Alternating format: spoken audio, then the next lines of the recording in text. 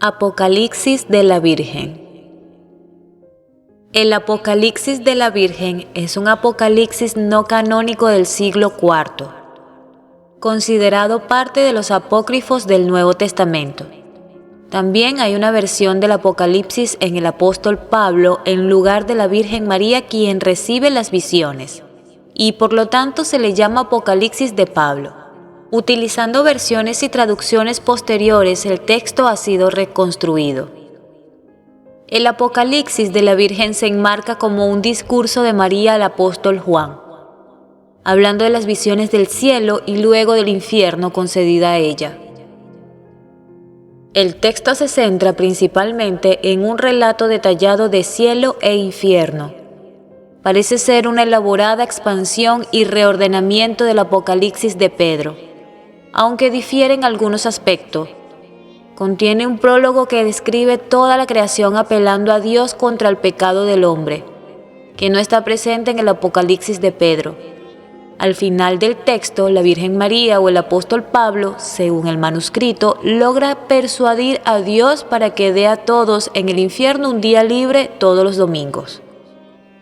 El texto amplía el Apocalipsis de Pedro al enmarcar las razones de las visitas al cielo y al infierno como el testimonio de la muerte y el juicio de un hombre inicuo y un hombre justo. El Apocalipsis etíope de la Virgen es un texto diferente del Apocalipsis griego de la Virgen. El texto etíope es una versión del Apocalipsis de Pablo, donde María sustituye al apóstol Pablo, pero hay algunas diferencias. El Apocalipsis etíope de la Virgen es un apócrifo del Nuevo Testamento que ha llegado en etíope. Básicamente representa una readaptación del Apocalipsis de Pablo, excepto que falta en la versión etíope, en el que el nombre del apóstol es reemplazado por el de la Virgen María. Básicamente representa una extensión y reajusta del Apocalipsis de Pedro, describiendo un viaje de María al cielo y al infierno, guiada por Jesús. Según el texto, el arcángel María apareció a María y ella tiene una visión detallada de una visión del cielo y el infierno. Otra parte del texto afirma que María, al ver los que sufrían en el infierno, ora a Jesús y Él les dona descanso los domingos. Pero ahora, por la oración de mi Madre María, porque ella lloró mucho por ti y por Miguel, mi arcángel, y por la multitud de mis santos, te doy descanso en el día de Pentecostés para glorificar al Padre, Hijo y el Espíritu Santo. Su principal importancia radica en la forma en que ayudó a moldear las creencias de los cristianos comunes sobre la vida después de la muerte. El Apocalipsis griego trata de un texto diferente del Apocalipsis de la Virgen. Habla de las visiones que ella tiene del cielo y del infierno. Es una versión del Apocalipsis de Pablo. Apocalipsis de Pablo y de la Virgen. El Apocalipsis de la Virgen, diferente del Apocalipsis de Pablo, Pedro o Juan, habla que la Virgen llamó al apóstol Juan para escuchar un misterio que le fue revelado y no que ella escribió, mientras rezaba en el Golgota. Al mediodía del sexto día de la semana vino una nube y la llevó al tercer cielo. El Hijo apareció y dijo que le mostraría un gran misterio. Mira la tierra de abajo. En Pablo 31 está la adición ciertamente correcta de que las almas que no eran ni calientes ni frías se sientan junto al río de fuego. Hay varias variaciones y adiciones a la lista de tormentos que no vale la pena precisar, pero hay que citar el apartado que corresponde a Pablo 40 por su afinidad con Pedro. Otra diferencia es que en el Apocalipsis de Pablo dice: estos niños claman ante el trono de mi Padre y dicen: Señor, no nos dejaron crecer para hacer el bien o el mal. La mitad de nosotros lo dieron a los perros y la otra mitad a los cerdos. Y cuando escuchamos las palabras de estos niños, mi Padre, el Consolador y yo estábamos tristes y le ordené que los colocaran en una hermosa residencia, pero para sus padres y madres este es su tormento para siempre. En Apocalipsis de la Virgen María dice: si se arrepienten, no los perdonarás. Sí, si lo haces de corazón. Pero en cuanto a los pastores que no lo amonestaron, su parte será con Elí y Fola. Elí no reprendió a sus hijos. Fola vendió a sus hijas por un buey. Además de ser un testimonio, los apócrifos pueden incrementar el conocimiento de hasta dónde podemos retrotraernos al establecer la fe en la Asunción, expresada por el pueblo cristiano. Estas naciones pueden considerarse, como decía Wenger, corrientes de aguas revueltas, pero ocasionalmente llevan en sus turbias aguas pepitas de oro que no serán nunca despreciables. El estilo midrásico de los relatos más antiguos y la afirmación común en los apócrifos de que la tumba de María está en Jerusalén podría ser pensar que de ahí procede la tradición originaria. Los apócrifos muestran las formas que fue tomando aquella tradición según los ambientes en que se transmitió y en que se desarrolló. El contenido expurgado de ideas y expresiones no consideradas convenientes pasó a integrarse en homilías en honor de la Virgen, acomodándolo a las nuevas circunstancias y a las expresiones de la fe propuestas por los concilios. Las 9 revelaciones de aquellas obras sirvieron de lectura piadosa en los monasterios, y sus relatos de carácter popular fueron un vehículo para hacer llegar la verdadera doctrina al pueblo. Así se fue clarificando la fe en la Asunción de la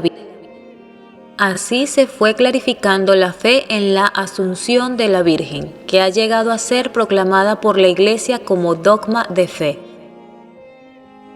En los años anteriores a la definición dogmática de la Asunción en 1950, eminentes estudiosos católicos se esforzaron en determinar las tradiciones de la Asunción y acercarlas lo más posible a la época apostólica e incluso a la Sagrada Escritura. Entre las figuras más preeminentes en este sentido destacaron sin duda Martín Luther y Charles Wallich en sus estudios de la tradición, o lo más que llegaron realmente fue a algunas homilías de los santos padres en adelante que afirmaban la Asunción, y a las narraciones legendarias presentes en los apócrifos. Entre estos, algunos contaban la muerte y la posterior resurrección del cuerpo de la Virgen y su traslado al paraíso. Otros hablaban únicamente del traslado del cuerpo al paraíso sin mencionar una resurrección. Pero frente al convencimiento de Hughes y de otros de que María había sido elevada al cielo sin pasar por la muerte, tales narraciones apócrifas en general se tuvieron como carentes de valor y se consideraron tergiversaciones de una tradición primitiva sobre la Asunción de la Virgen sin gustar la muerte. Posteriormente y hoy día, tras detenidos estudios literarios y el hallazgo de nuevos textos, los planteamientos sobre el valor de esos apócrifos han cambiado notablemente. Los apócrifos de la Dormición. Algunos más conocidos. Entre los apócrifos que narra el final de la vida de María, uno de los más conocidos desde la antigüedad es el llamado Pseudo-Meliton, una obra latina de finales del siglo V o principios del siglo VI, que tuvo gran difusión en Occidente y viene atribuida ficticiamente a Meliton de Sardes, un discípulo de San Juan. A esta obra se debe que a finales del siglo VIII se comience a emplear en la liturgia latina el término Assumptio para designar el misterio de la glorificación del cuerpo de la Virgen, en vez del de Dormitions, derivado de la liturgia bizantina que se empleaba anteriormente. El Pseudo-Meliton fue también el modelo seguido en la Edad Media por la leyenda aurea de Jacobo de la Voragine, y por otras narraciones en las cuales se afirma que María murió realmente y que después los relatos adquieren distintas formas. Cristo la resucitó y fue llevada a los cielos. El Pseudo-Meliton en concreto narra que tras enterrar los apóstoles el cuerpo de la Virgen en el valle de Joyosaf, en un sepulcro nuevo, llega Cristo con los ángeles y mandando al arcángel Miguel traer el alma de la Virgen. Resucita su cuerpo para después transportarla en cuerpo y alma a los cielos. Otra obra apócrifa muy conocida que narra el final del cuerpo de la Virgen de otra forma es el libro de Juan de Tesalónica, escrita en griego en la primera mitad del siglo VII. Juan, arzobispo de Tesalónica, la describe precisamente para introducir la fiesta de la Asunción en su diócesis, alegando que no se había celebrado antes porque venía mal narrada en escritos heréticos. Sin duda, el más valioso se narra que tras sepultar los apóstoles el cuerpo de la Virgen siempre en un sepulcro nuevo, permanecen custodiándolo 3 días. Y que al abrir el sepulcro al tercer día para venerar el sagrado cuerpo solo están los lienzos. Pues Cristo, comenta el autor, había transportado el cuerpo. Nada se dice aquí de que el cuerpo de María hubiese resucitado uniéndose a su alma, sino únicamente que no está ya en el sepulcro. Pero en otros manuscritos de esta misma obra se concretará que el cuerpo de María fue colocado bajo el árbol de la vida y que los ángeles restituyeron a María su alma. Estos 2 textos de la Asunción tienen en común que comienzan con una aparición de Cristo a la Virgen que vivía en Jerusalén, y le entrega una palma al tiempo que le anuncia su muerte. Más adelante en la historia de la investigación de las narraciones apócrifas, veremos que será un dato importante para agrupar una serie de apócrifos como los de la tradición de la palma. Todavía hay un tercer apócrifo muy conocido que se extendió ampliamente en el ámbito griego, llamado Pseudo Juan, por venir atribuido al mismo apóstol San Juan. De él se tienen más de 50 manuscritos. Narra que tras depositar los apóstoles el cuerpo de la Virgen en un sepulcro nuevo en Getsemani, durante 3 días se extendió un olor de perfume y se oyeron cantos de voces de ángeles glorificando a Dios.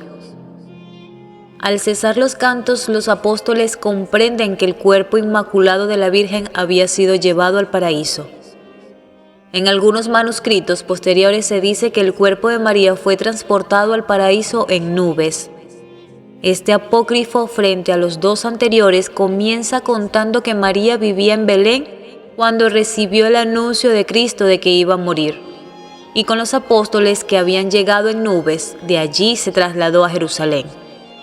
Por eso las narraciones que siguen ese modelo se denominan la tradición de Belén.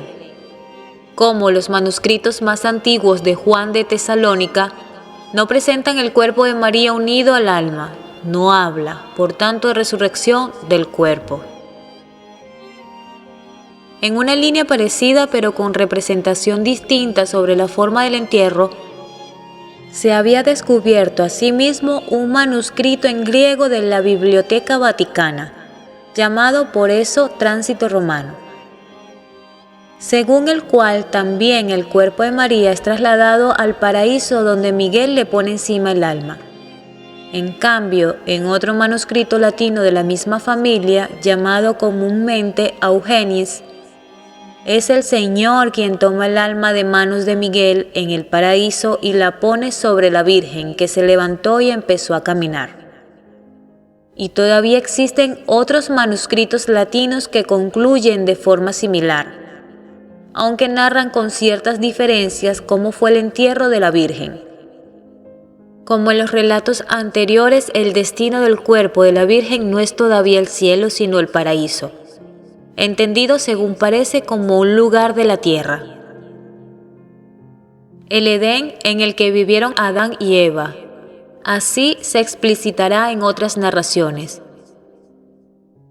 En cualquier caso, este destino es totalmente singular, ya que supone la resurrección del cuerpo al unírsele el alma y su permanencia en un lugar de delicias.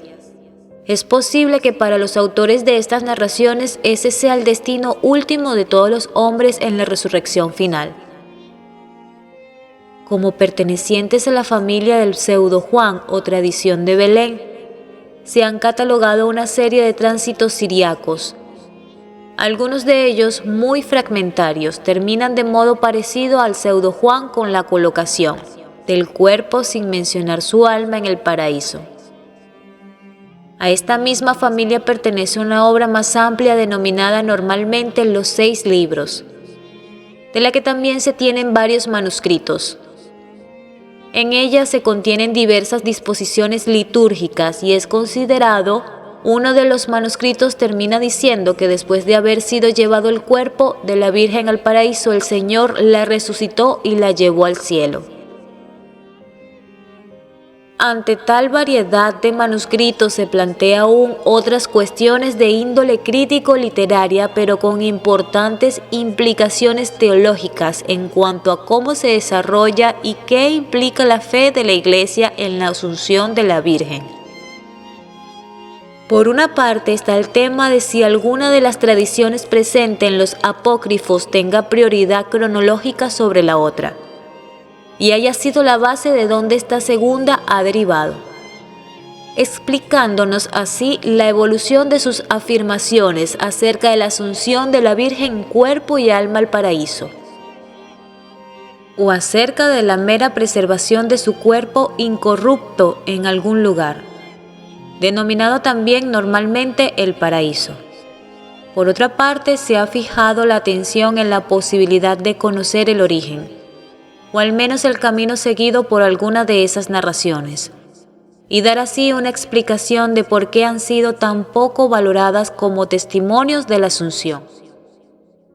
A todo ello se han dedicado numerosas investigaciones.